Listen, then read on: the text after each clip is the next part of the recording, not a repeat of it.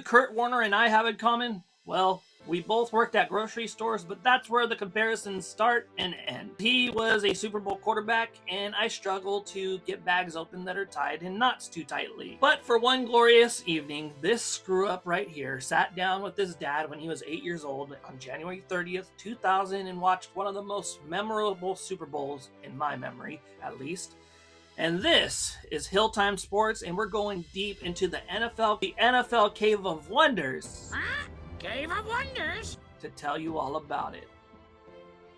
Sure, we can talk about Kevin Dyson being 1 yard short, and of course, we'll get there. But first, how did we get here? The Tennessee Titans were 13-3, but they were not the number 1 seed. In most cases, they would be, right? Well, the Jacksonville Jaguars had that distinction. You have to remember that Jacksonville in the mid to late 90s were really good. And I had a lot of potential myself, but both of us are 30 plus years old and just struggled to make it by day. But this isn't about the Jacksonville Jaguars and their 14-2 record. This is about the Tennessee Titans, and Steve McNair actually only played 11 games that season. He missed games because of his back. He had a slip disc, which required surgery, and you know who filled his shoes? It was Neil O'Donnell, veteran quarterback. Went 4-1, kept the ship afloat, but it does help when your team is based on running, and you've got a running back like Eddie George, who had 1,300 yards, 9+ touchdowns, and when Steve McNair came back, he added 8 more. We'll just call them the modern-day Jalen Hurts and Saquon Barkley, Lamar Jackson, Derrick Henry combo, because Steve McNair, we'll get more into him, but let's move on. And yeah, Jeff Fisher doesn't look like much now, but that mustachioed man was really good in the late 90s, early 2000s. You wear that 173, 165, and 1 record to the house because in your heyday, you was very good. Their secret to success? Only throw the ball when they need to. They ran a lot, and Kevin Dyson didn't even go over 700 yards. A stark contrast to their Super Bowl opponents. Led by Trent Green. Am I reading that correctly? No, I am not reading that correctly because Trent Green actually got hurt in the preseason, which thrusted undrafted free agent and former IFL and grocery store hero Kurt Warner into the quarterback position. QB1. Dick Vermeil, who led the Eagles to a Super Bowl appearance in 1980, led this bunch that focused on a fast-paced, high-flying kind of offense with Mike Martz designing and helping implement that. You had your Torrey Holts, you had your Isaac Bruces, but I think one of the more important pieces was Orlando Pace, who protected the blind side of Kurt Warner all season long and in the future. Not only that, you had former Indianapolis Colts, who could have just played with Peyton Manning for a few more years and gotten a ring, but Marshall Faulk was traded to the St. Louis Rams, not Los Angeles, remember they moved. The Rams are number 1 in points forced, but surprisingly in my research, they were actually number 2 in points allowed, giving up 15.1 per game, which is surprising because I always thought of them as just a high-flying offense and not much else. Kevin Carter led the league in sacks with 17, but it was the high-powered offense that people remember. 32.9 points per game. Kurt Warner was the MVP for the 99 season, 4,353 yards and 41 touchdowns. Marshall Faulk had 2,429 scrimmage yards. Isaac Bruce, 77 catches, 1,165 yards, 12 touchdowns, a 13-3 record. And for them, it was good enough for the number 1 seed. No Jacksonville Jaguars to get in their way. 2 teams, 2 different paths to the Super Bowls. The Tennessee Titans struggled against the Bills. McNair threw 1 interception, but had the only offensive touchdown when he ran in on a naked boot from 5 yards out. George was his usual self, 106 yards. Javon Curse had a safety on Brad Johnson. 2 field goals by Del Greco. The dagger, I think you guys all know what that is. The Music City Miracle when Kevin Dyson received a lateral and ran it all the way to the house, eliminating the Bills, and the rest is history. Brad Johnson, I don't think, ever started again, or maybe he did. In the divisional round, there was 4 field goals by Del Greco, and Eddie George's 68-yard touchdown would take down the Colts. Well, that would set up a match with the Jacksonville Jaguars, but it didn't end pretty for them because Tennessee scored 33 points, 16 of which came in the third quarter. The Rams, on the other hand, had a first-round bye because they were the number 1 seed. And in the divisional round, they took on the Minnesota Vikings in a shootout. Jeff George versus Kurt Warner. When do you ever hear Jeff George? He threw 4 touchdowns to 1 interception.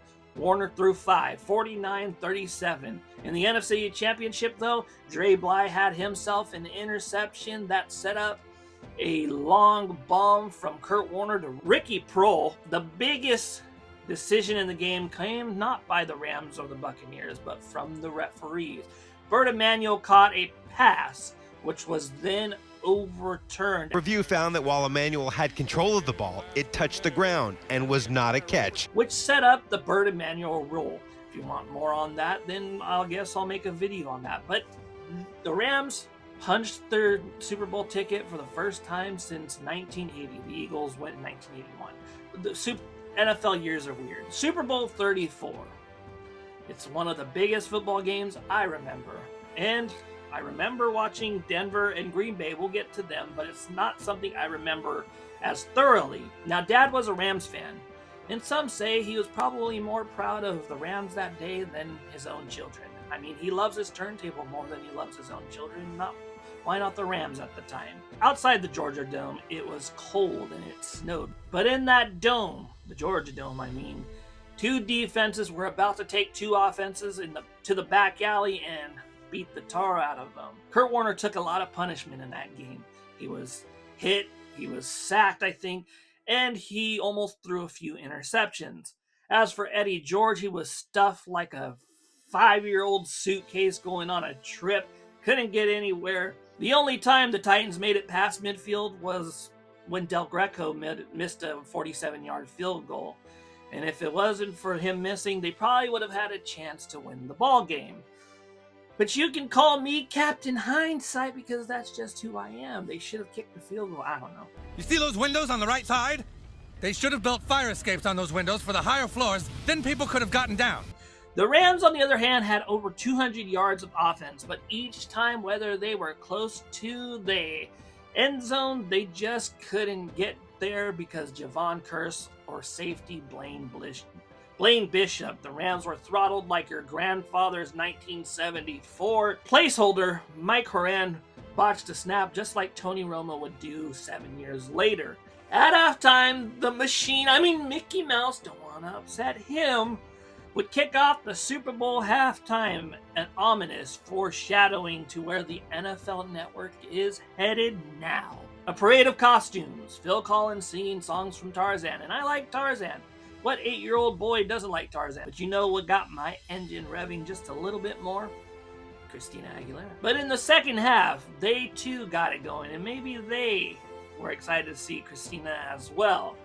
But then Del Greco had a field goal blocked by Todd Light. The Rams may have taken 3 quarters, but after 68 yards of pass to Ernie Conwell and Isaac Bruce, Torrey Holt got real intimate with the football when he caught it on his helmet. The game was wide open at that point, but Eddie George and the Tennessee Titans were not to be deterred. People may remember Steve McNair's scrambling antics, and I was pissed off watching that game because, at the time I was a Rams fan, and so was my dad, and I didn't want to see the Rams losing. But it was actually Eddie George who made the game close. 2 touchdowns for Eddie George. A Del Greco field goal would have made it 17-16, but they missed. A failed 2-point conversion probably would have put them in the lead as well. But that's when former grocery store worker Kurt Warner and the Rams had their heroics. Because in 1951, another championship game, Norm Van Brocklin threw a 73-yard pass to Tom Fears, and the same thing would happen in Super Bowl 34. Kurt Warner drops back. There's a defender in his face. He throws the ball. It's up in the air. Isaac Bruce, he adjusts to the ball, catches it, makes the defender miss, sprints all the way down to the touchdown, and the game is now 23-16, and the Titans got a drive.